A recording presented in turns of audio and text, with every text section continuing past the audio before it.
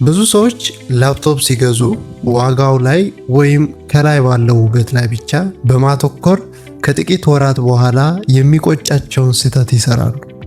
ነገር ግን በ2026 የቴክኖሎጂ ዓለም ዛሬ ስማርት ምርጫ አድርገው ለረጅም ዓመታት የሚያገለግሉትን ምርጥ ላፕቶፕ ለመግዛት ማወቅ ያለቦትን 5 ወሳኝ ነገሮችን አንድ በአንድ እናያለን።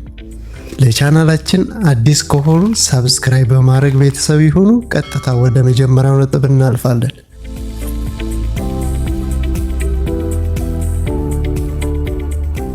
ከሁሉም የሚቀድመውና ዋና ነገር ማየት ያለብን ፕሮሰሰሩን ነው። በ2026 ላፕቶፕ ሲገዙ ልብ ማለት ያለበት ነገር የፕሮሰሰሩ ፍጥነት ብቻ ሳይሆን የኤአይ አቅሙ ጭምር ነው። አሁን ላይ የሚወጡ አዳዲስ ላፕቶፖች ኤንፒዩ ማለትም ኒውራል ፕሮሰሲንግ ሲስተም የተገጠመላቸው ናቸው። ኢንቴል የሚገዙ ከሆነ የቆዩትን ትውልዶች ትተው አዲሶቹን ኮር አልትራ ፕሮሰሰር ቢመርጡ ይመረጣል።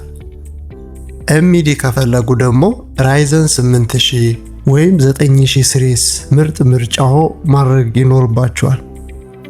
አፕል ብራንድ የሚመርጡ ከሆነ ደግሞ ከ100 እና ከዚያ በላይ ያሉትን መምረጥ ለሚቀጥሉት 5 እና 6 ዓመታት ያለምንም ስጋት ስራዎትን እንዲሰሩ ያደርጎታል። ሁለተኛው ደግሞ ማየት ያለብንና ወሳኙ ነገር የራም መጠንና አይነቱን ነው። ብዙ ነጋዴዎች አሁንም 8 ጂቢ ራም ይበቃል ብለው ሊሸጡላችሁ ይችላሉ። ነገር ግን እውነታው በ2026 8 ጂቢ ራም ለቀላል የቢሮ ስራዎችና ለኢንተርኔት አጠቃቀም እንጂ ለከባድ ስራዎች ለፎቶና ቪዲዮ ኤዲቲንግ ወይም ለጌሚንግ በጭራሽ አይበቃም ወይም አይመከርም።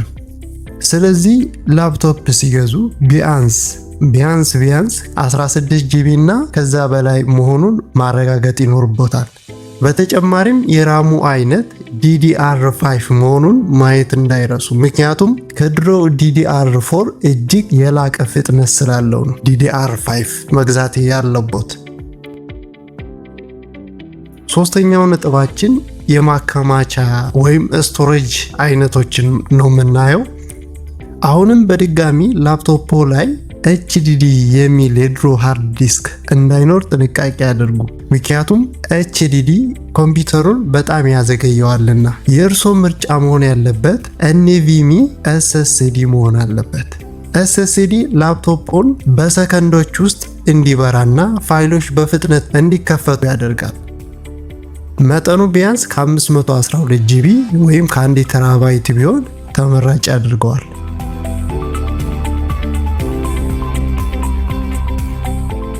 አራተኛው ነጥባችን የስክሪን ጥራትና የባትሪ ዕድሜን ቼክ ማድረግ ይኖርብናል። ፊልም ስናይ፣ ቪዲዮ ስንሰራ ወይም ጽሑፍ ስናነብ አይናችን እንዳይደክም የስክሪኑ ጥራት ወሳኝ ነው። ቢያንስ 1080p ፉል HD IPS ስክሪን መሆኑን ያረጋግጡ። አቅም ካሎት ደግሞ OLED ስክሪኖች እጅግ ምርጥና ተመራጭ ናቸው። ከባትሪ አንጻር ቢያንስ ከ7 እስከ 10 ሰዓት መቆየት የሚችል እና በታይፕ C ቻርጅ የሚደረግ መሆኑን ማረጋገጥ ይኖርቦታል። ምክንያቱም በየትኛውም ቦታ ሲንቀሳቀሱ ረጅም ሰዓት ስራዎትን አቀላጥፎ እንዲሰሩ ያደርጋልና። ሌላኛው አምስተኛው ነጥባችን አፕግሬዴቢሊቲ ኤንድ ፖርት ነው። ይህ አምስተኛው ነጥባችን ብዙ ሰው የማይመለከተው ነገር ቢኖር የፖርቶች መኖርና የወደፊት ላፕቶፖች የማሻሻያ ወይም አፕግሬድ እድል ነው። አንዳንዶች ላፕቶፖች ራም ወይም ስቶሬጅ ለመጨመር አይፈቅዱም። ስለዚህ ወደፊት ራም መጨመር ሲፈልጉ ሙሉ ላፕቶፑን ለመቀየር እንዳይገደዱ የሚቀየር ወይም አፕግሬድ መሆኑን ይጠይቁ፣ ከዚህ ያረጋግጡ።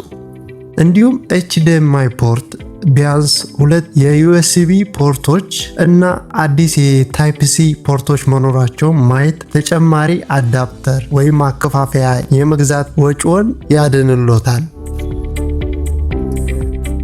በአጭሩ በ2026 ላፕቶፕ ሲገዙ ኮር አልትራ ወይም ራይዘን አዲስ ፕሮሰሰር፣ 16 ጂቢ DDR5 ራም፣ NVMe SSD፣ ጥሩ ስክሪን እና የባትሪ ዕድሜ ያላቸውን መምረጥ ትክክለኛ ኢንቨስትመንት ነው።